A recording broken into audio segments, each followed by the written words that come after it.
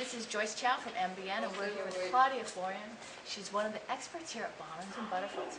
Now today, we're going to see, this is called the stone? It's called the Flame Queen.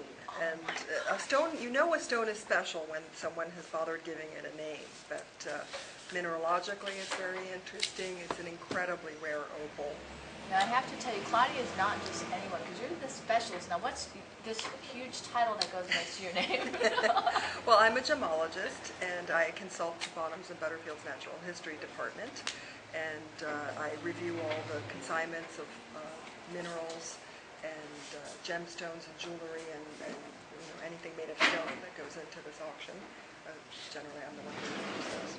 Now Claudia has a great eye, because a lot of things, you like to pick unusual things, don't you? Very much so, yes. And usually unusual things are the things that sell. And that's what we do best at, is selling very unusual and rare objects that people can't find elsewhere. The Flame Queen was found in 1915 in Australia in really what's known as the prime black opal collecting region of Australia, the area called Lightning Ridge. And three miners who were hard up on their luck, they happened to take over a mining claim that someone else had abandoned to go off to fight in World War I. And they dug down about 30 or so feet, and they really thought they weren't going to find anything. And then suddenly they happened to find a nodule. And this is what was inside of that nodule. And they didn't even know what they had at first, but they went up to the surface and then broke open this nodule, and then one of them was particularly good at polishing, and he brought to life this black opal that was on the inside of the clay pocket. That's what a nodule is. And this is the opal. It's incredibly rare. It's what we call a red on black opal. So from certain angles of observation, you get this incredible red tone in the center, and it was polished so that actually the stone is in two tiers. The red area is highlighted in the center, and then there's another bar, in a sense, below that, and this black or rather blue and green play of color in the bar that's next to it. And many people have called this opal a fried egg because it has that shape with that central yolk. But it's fascinating because in certain angles it's a bronzy, orangey yellow color, and then in other angles you get the reddish color coming through. Well, the three men had spent about 3 or 4 weeks eating nothing except bread and water as they were digging for this, and they were so hungry and so depleted in their financial reserves and food reserves that they ended up selling this opal for a mere 93 pounds sterling. That was in 1915, and they sold it to a Sydney opal dealer at the time. Wow. And then it changed hands a few times and was actually lent to the Gemological Museum in London around about the time of the coronation of George VI, the present Queen's father. And so in 1937 it made its way to London. It was on exhibit there in the museum during the coronation celebrations and festivities. And later on, it was in a private collection, one of the more famous collections in Europe of opals. And from there it was eventually sold in an auction in 1973 by another auction house. It was sold in a Geneva auction of jewels. And then it made its way into the present family collection. So it's been on exhibit several times, and also with that noted historic provenance. It's very exciting. It is absolutely gorgeous. Now, how many carats is it? Oh, it's huge. It's 263 carats. And just to give you a scale of that, let's see, here's my hand. Okay. That's huge. It's very big. It's very large. It's about 2.5, nearly 3 inches across, and 2 inches, over 2 inches wide.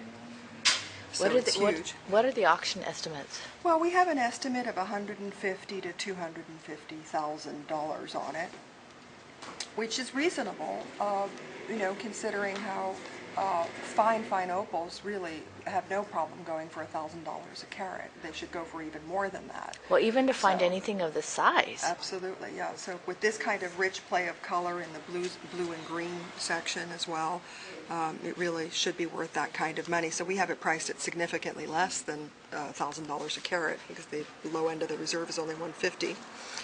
What's also fascinating about this, and there have been theories about it, the back of it has an imprint, and there have been some Australian geologists who claimed that there may have been an a very ancient tree, the leaf of which made an imprint in that nodule where this opal or silica material formed, and it could actually be the imprint of a ginkgo tree leaf.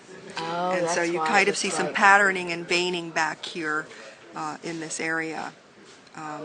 And they've left a little bit of the clay and that sort of thing, but you see some veining which looks a little bit like a paleobotany fossil, so that there is a notion that's been theorized by an Australian gemologist. Oh, that is an amazing piece.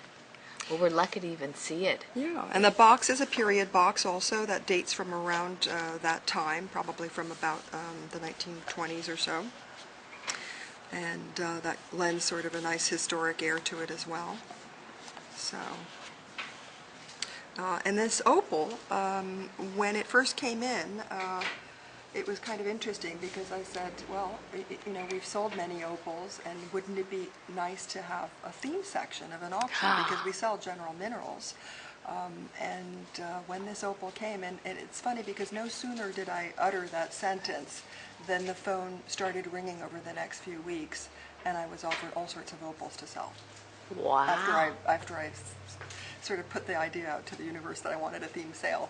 So do we have a lot of opals for the sale? We have a lot of other opals, and that's kind of how the whole concept snowballed. I thought, well, you know, opals come from a number of different regions, and people really love opals. It's one of those stones where, sure, some people, you know, have bought into the silly superstition that it brings you bad luck, but that's nonsense. Have you ever heard that I've never heard that, but I just love the fire Well, in it. some people say, oh, you shouldn't wear an opal unless your birthday is in October and it happens to be your birthstone. Well, it turns out that that is actually well, obviously a rumor, but a sort of a big fallacy that has been purported since the late 19th century. And it was because opals had actually been discovered in Hungary in the 19th century. Yeah. And some of those opals made their way to England. And it caused such a stir amongst jewelry and stone lovers in England that the London diamond dealers started this nasty rumor saying you shouldn't wear an opal unless it happens to be your birthstone. And so it all came about around that period from what we've heard. So, but it's nonsense, obviously, and opals are an exciting stone, and they're very individualistic, and there's really no two that are ever precisely alike. It's kind of exciting because in this auction we have various localities in Australia represented, like Andamuka and Mintabee, Lightning Ridge, White Cliffs. These are some of the main opal mining regions, but we have opals from Oregon, from Nevada, chocolate opal from, or black opal from Nevada, for instance, with wonderful play of color.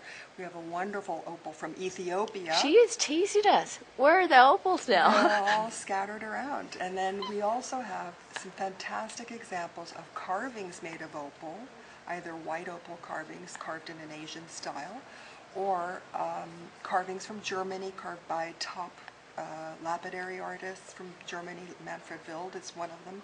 We have the cover lot of our auction is a rooster that was carved by him, and it's all just incredible, incredibly realistic rendering of this rooster with his, you know, feathers and collar, and black opal used for the other feathers in his body. So, yeah, it all came together, as I say, right after I uttered those words and said, let's make a theme sale. You know, the consignment started pouring in, basically. Well, it's a very interesting museum quality.